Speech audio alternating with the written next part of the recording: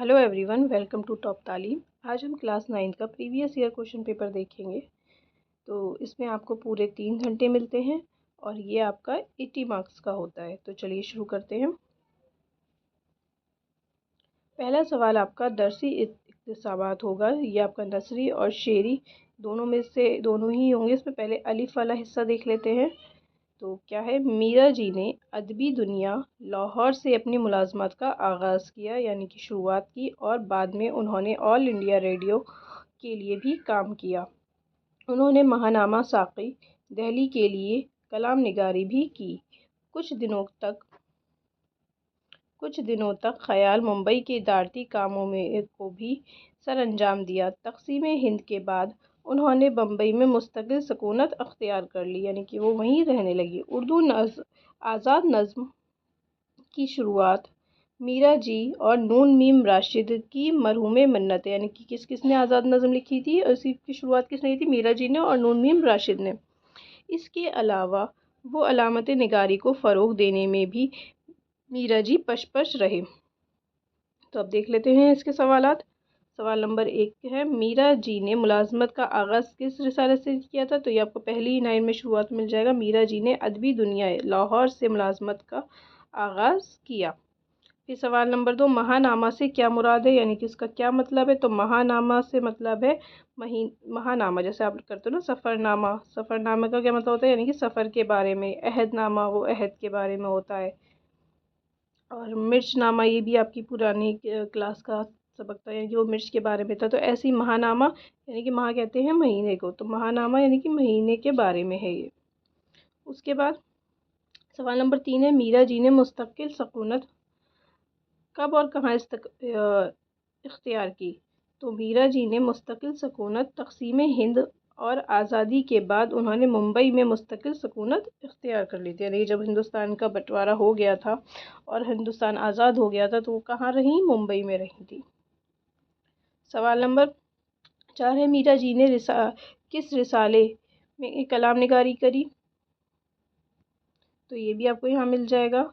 उन्होंने महानामा साकी दिल्ली के लिए कलाम निगारी की। ये वाला इसका आंसर सही हो जाएगा। उसके बाद मीरा जी ने किसके साथ आज़ाद नज़्म लिखी? तो ये भी आपको इसी लाइन में आखिरी में मिल जाएगा, इसी पैरा में। तो ये किसके साथ करी थी? नून मीम राशिद के साथ इन्होंने इस आज़ाद नज़्म की शुरुआत करी थी। अब अगला दरसी इक्तिसाब देखते हैं। ये शेरी इसनाफ है। ये अब्बा वाला हिस्सा है, तो इसको भी पढ़ लेते हैं। एक नन्ही मुन्नी सी बेपुजारन, पतली बाहें पतली गर्दन, भूर भये मंदिर आई नहीं है माँ लाई है, वक्त से पहले जाग उठी है, नींद भी आँखों में भरी है। आँखों में तारों की चमक, मकड़े पे चांदी की झलक, कैसी सुंदर है क्या कहिए, नन्ही सी एक सीता कहिए। तो ये एक नज़्म है। अब इसको पढ़कर आपको सवालों के जवाब देने हैं। सवाल देख लेते हैं।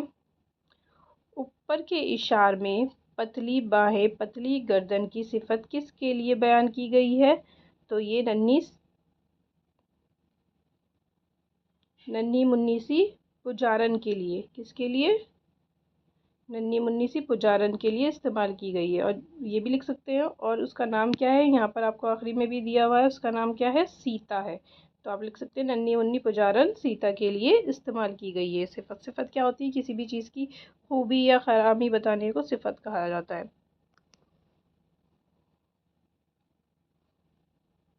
फिर है, भोर भरे के क्या मायने हैं? भोर भरे यानी कि सुबह सवेरे। आई नहीं है माँ लाई है, इससे क्या मुराद है? इससे क्या मतलब हुआ? यानी कि वो अपनी मर्ज़ी से नहीं आई है, उसकी माँ उसको यहाँ पर खुद अपनी मर्ज़ी लेके आई, यानी कि ज़बरदस्ती से लाई है, अपनी मर्ज़ी से वो यहाँ पर नहीं आई है। किसी की आंखों में अभी नींद भरी है। किसी की आंखों में अपनी, यानी कि किसकी आंखों में अब नींद भरी है?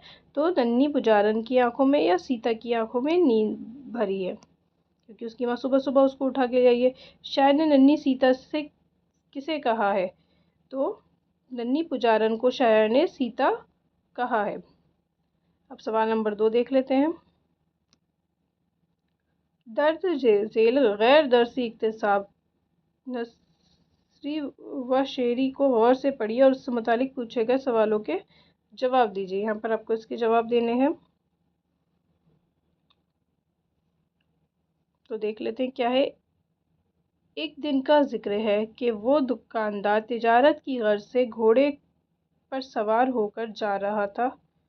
اچھا، یہاں پر آپ کے ایک سوال میں کچھ نہ کچھ گڑبڑ ہے۔ وہ درسی نہیں تھا، وہ غیر درسی تھا، اور یہاں پر یہ درسی ہے، یعنی کہ آپ کی کتاب کا ہے، اور وہ آپ کی کتاب کا اقتصاب نہیں تھا۔ تو یہاں پر کوشچن میں ہی، اس سوال میں ہی گڑبڑ ہوئی ہے، لکھنے میں تھوڑی پرنٹنگ مسٹیک ہے۔ تو ہم آگے بڑھتے ہیں۔ کیا تھا؟ ایک دن کا ذکر ہے کہ وہ دکاندار تجارت کی غرض سے گھوڑے پر سوار ہو کر جا رہا تھا کہ بے خیالی میں شہر سے دور نکل گیا اور ایک جنگل میں جا نکلا۔ ابھی یہ اپنی دھن میں آگے جا ہی رہا تھا کہ پیچھے سے 6 آدمیوں نے اس پر حملہ کر دیا۔ اس نے ان کے 2 ایک وار خالی دیے، لیکن جب دیکھا کہ وہ 6 ہیں تو سوچا کہ اچھا ہی ہے کہ ان سے بچ کر نکل چلوں۔ اس نے گھوڑے کو گھر کی طرف پھیرا، لیکن ڈاکوؤں نے بھی اپنے گھوڑے اس کے پیچھے ڈال دیے۔ اب تو عجب حال تھا، سارا جنگل گھوڑوں کی ٹاپوں سے گونج رہا تھا۔ سچ یہ ہے کہ دکاندار کے گھوڑے نے اس سے اپنے دام وصول کر دیے، کچھ دیر بعد ڈاکوؤں کے گھوڑے پیچھے رہ گئے۔ گھوڑے دکاندار کی جان بچا کر اسے گھر لے آیا۔ تو یہ آپ کا کون سا کام؟ احسان کا بدلہ احسان کا اقتصاب ہے۔ تو چلیے سوال دیکھ لیتے ہیں۔ پہلا سوال کیا ہے؟ درج بلا اقتصاب کس سبق سے لیا گیا ہے؟ تو یہ احسان کا بدلہ احسان سے لیا گیا ہے، ٹھیک ہے۔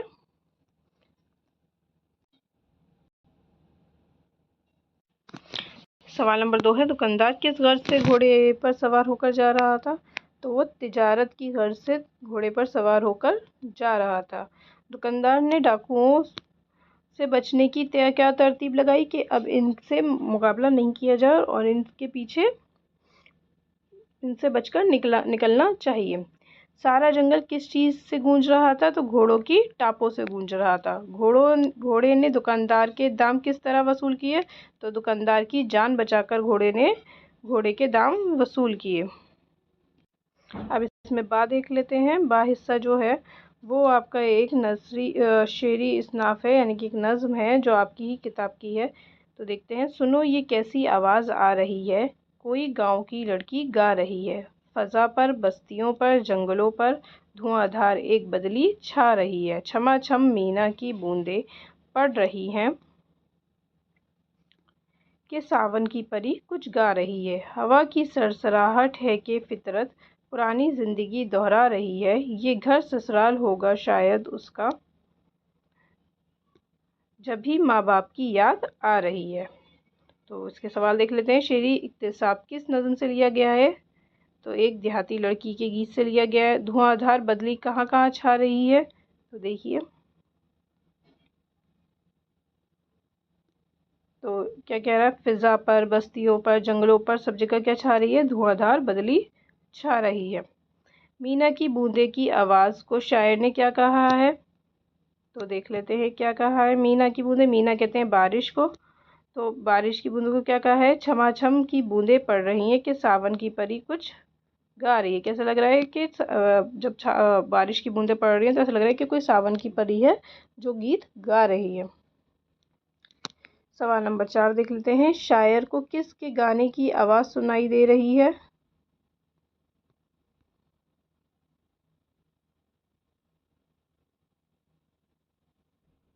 تو لڑکی کے گانے کی آواز سنائی دے رہی ہے۔ لڑکی غمگین لے میں کیوں گا رہی ہے؟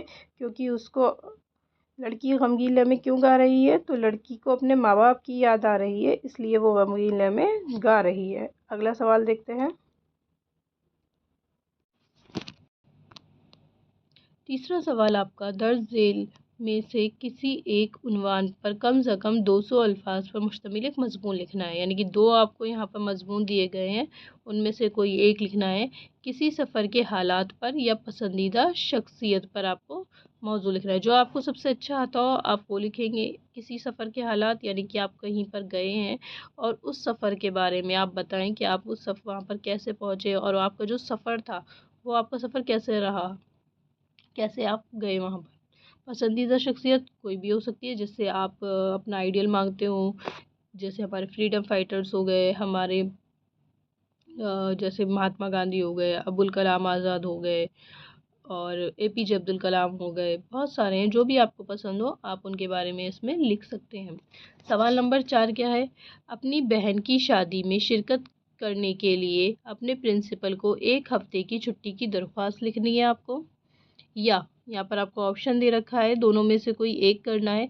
क्लास में अव्वल आने पर छोटे भाई को ख़त लिखकर उसको मुबारकबाद देनी है। इसमें दरख्वास्त लिखनी है और इसमें आपको ख़त लिखना है, कोई एक ही करना होगा। सवाल नंबर 5, सबक बहादुर शाह का हाथी का खुलासा लिखना है, या सबक नादान दोस्त से हमें क्या पैगाम मिलता है, यानी कि क्या सीख मिलती है, उसको अपने लफ्ज़ों में बयान करना है। सवाल नंबर 6, नज़्म बहादुर बनो में शायर ने बहादुरी की क्या क्या खूबियाँ बताई, यानी कि एक बहादुर जो बच्चा होता है, बहादुर इंसान होता है, उसमें क्या क्या खूबियाँ, क्या क्या क्वालिटी होती है, उसके बारे में आपको इसमें बताना है। फिर सवाल नंबर 6 में ही इसका ऑप्शन दे रखा है, या में नज़्म हिंदू मुसलमान का मरकज़ी ख्याल आपको बयान करना है कि हमें उससे भी क्या सीख मिलती है। आगे बढ़ते हैं। सवाल नंबर 7 आपका ये ग्रामर पर मुश्तमिल है, यानी कि कवायद हैं, तो देखते हैं इनको। दर्ज झेल में अल्फाज इस्म की पहचान कीजिए। जो इस्म है उसको आपको छांटना है। इस्म क्या होता है, किसी चीज़, जगह या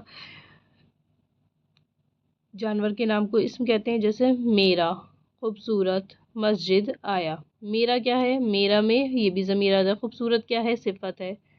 आया क्या है, ये फेल है। तो मस्जिद क्या हो जाएगा, मस्जिद क्या है, एक जगह का नाम है, तो मस्जिद इसका सही आंसर हो जाएगा सी, मस्जिद। मेरी किताब अच्छी है, इस जुमले में ज़मीर की पहचान कीजिए। ज़मीर क्या होता है, जो इस्म की जगह पर इस्तेमाल होते हैं उसे ज़मीर कहते हैं। जैसे मेरी किताब अच्छी है, तो मेरी क्या हो जाएगा, ये ज़मीर हो जाएगा। इसका ऑप्शन बी सही हो जाएगा। अगला सवाल है, दर्ज झेल अल्फाज में जमा की मिसाल है। इसमें से जमा क्या है, सवालात है, मौके है, ख्वाहिश है, या चीज़ है। तो सवालात इसका आंसर सही हो जाएगा। धूप का मुतज़ाद क्या है, मुतज़ाद कहते हैं अपोजिट को, तो धूप का अपोजिट क्या हो जाएगा, रोशनी, गर्मी, सर्दी, छाँव। तो धूप का अपोजिट हो जाएगा छाँव। ऑप्शन डी इसका करेक्ट हो जाएगा, सही हो जाएगा। सवाल नंबर 5 क्या है, लाइके से बने लफ्ज़ की पहचान करेंगे। जिसमें लाइके जुड़ा हो उसकी पहचान करें। लाइके क्या होता है, जो पीछे लगकर नए लफ्ज़ बनाए उसे लाइके बोलते हैं। तो अब देखिए, बेचारा, तो बे यहाँ पर क्या लगा है, आगे लगा है, तो ये तो आपका हो गया। एहसान, इसमें कोई भी लाइका नहीं लगा। इबादत, इसमें भी कोई भी लाइका नहीं लगा। वफ़ादार, वफ़ा अलग है और दार अलग है, दार यहाँ पर पीछे लगा है तो वफ़ादार, तो ये लाइका हो जाएगा। ऑप्शन डी आपका सही हो जाएगा। सवाल नंबर 6, फूल सा बच्चा किसकी मिसाल है, फ़कीरे की, कहावत की, तशबीह की, मुहावरे की। फूल सा बच्चा यानी कि हम बच्चे को किससे तशबीह दे रहे हैं, फूल से दे रहे हैं, यानी कि उसके बराबर ठहरा रहे हैं। तो यहाँ पर ऑप्शन सी सही हो जाएगा, तशबीह की।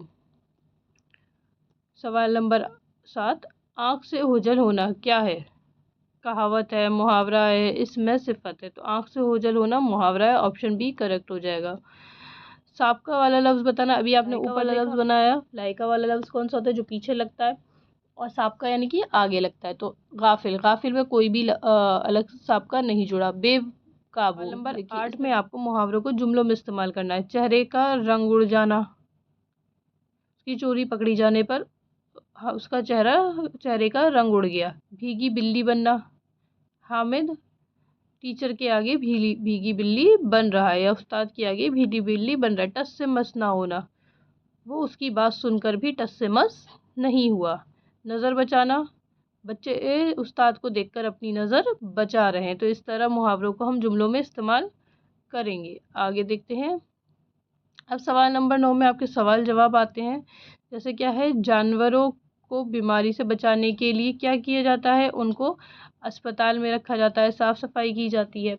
बहादुर शाह ने लाहौरी दरवाज़ा क्यों तोड़वाया था? क्योंकि जो उनका हाथी था मौला बख्श, मारी के नहीं निकल पाता था, इसलिए उन्होंने दरवाजे को तोड़वाया था। घोंसले से ज़मीन पर अंडे किसने गिरा दिए और क्यों? घोंसले से ज़मीन पर अंडे चिड़िया ने गिरा दिए थे, क्योंकि उसको लगा कि अंडे अब क्या हो गए, गंदे हो गए।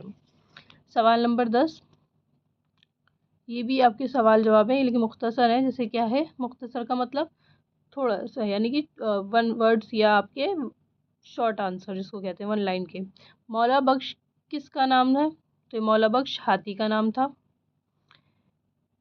श्यामा और केशु किस सबक के किरदार हैं? तो किस सबक के किरदार है ये? नादान दोस्त के किरदार हैं।